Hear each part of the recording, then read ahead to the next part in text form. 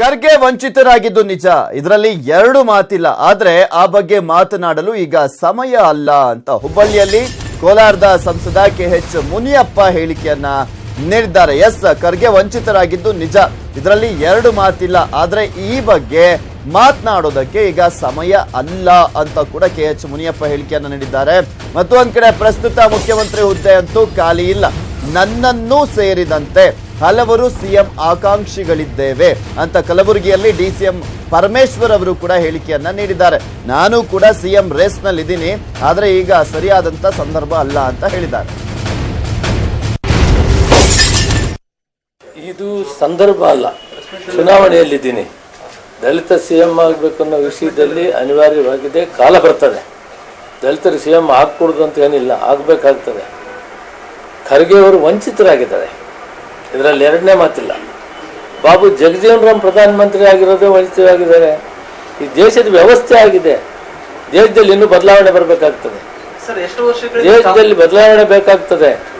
ಮತ ಎಲ್ರಿಗೂ ಒಂದೇ ಅಂತೇಳಿ ಮಾಡಿದ್ದಾರೆ ಪ್ರಜಾಪ್ರಭುತ್ವ, ಅಂಬೇಡ್ಕರ್ ಅವರು ಸಂವಿಧಾನ. ಹಾಗಾದ್ರೆ ದಲಿತರಿಗೆ ವಂಚನೆ ಮಾಡಿದವರು ಯಾರು ಅಂತೇಳಿ, ಯಾವ ಪಕ್ಷದವರು ಅಂತೇಳಿ? ವಂಚನೆ ಆಗಿರೋದಕ್ಕೆ ಸಾಕಷ್ಟು ಕಾರಣಗಳಿವೆ.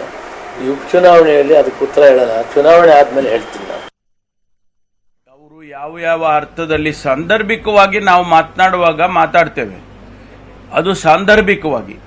ಆದರೆ ಈಗ ಮುಖ್ಯಮಂತ್ರಿ ಆಯ್ಕೆ ಮಾಡ್ತಕ್ಕಂಥ ಪ್ರಕ್ರಿಯೆ ಇದೆಯಾ, ಅಥವಾ ನಾವು ಹೊಸದಾಗಿ ಮುಖ್ಯಮಂತ್ರಿಗಳನ್ನ ಯಾರನ್ನಾದ್ರೂ ಮಾಡಬೇಕು ಅಂತ ಹೇಳಿ ಏನಾದರೂ ನಡೀತಾ ಇದೆಯಾ? ಆ ಸಂದರ್ಭ ಇದ್ರೆ ನಾನು ಈ ಎಲ್ಲ ಟೀಕೆಗಳು, ಈ ಎಲ್ಲ ಮಾತುಗಳಿಗೆ ಅರ್ಥ ಬರುತ್ತೆ. ಸಾಂದರ್ಭಿಕವಾಗಿ ಮಾತಾಡುವಾಗ, ಅದರಲ್ಲೂ ಚುನಾವಣೆ ಸಂದರ್ಭದಲ್ಲಿ ಮಾತನಾಡ್ತಕ್ಕಂಥ ಸಂದರ್ಭದಲ್ಲಿ ಅದು ಬರ್ತವೆ. ಈಗ ಮುಂದೆ ಚುನಾವಣೆ ಬರುತ್ತೆ 4 ವರ್ಷ ಆದಮೇಲೆ. 4 ವರ್ಷ ಆದಮೇಲೆ ಹೊಸದಾಗಿ ಸರ್ಕಾರ ಮಾಡುವಾಗ ಹೊಸ ಮುಖ್ಯಮಂತ್ರಿ ಆಗ್ತಾರೆ. ಅನೇಕ ಜನ ರಾಜ್ಯದಲ್ಲಿ ಮುಖ್ಯಮಂತ್ರಿಗಳಾಗಬೇಕು ಅಂತೇಳಿ ನನ್ನನ್ನು ಸೇರಿಸ್ಕೊಂಡಂಗೆನೆ ಬಹಳ ಜನ ಇದ್ದಾರೆ, ಬಹಳ ಜನ ಆಕಾಂಕ್ಷಿಗಳಿದ್ದಾರೆ.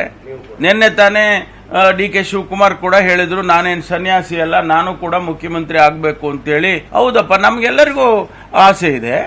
ಯಾರು ಆಸೆ ಇರೋದಿಲ್ಲ? ಯಾರು ಈ ರಾಜ್ಯದಲ್ಲಿ ಮುಖ್ಯಮಂತ್ರಿ ಮಾಡ್ತೀವಿ ನಿಮ್ಮನ್ನ ಅಂದ್ರೆ ಯಾರು ಬೇಡ?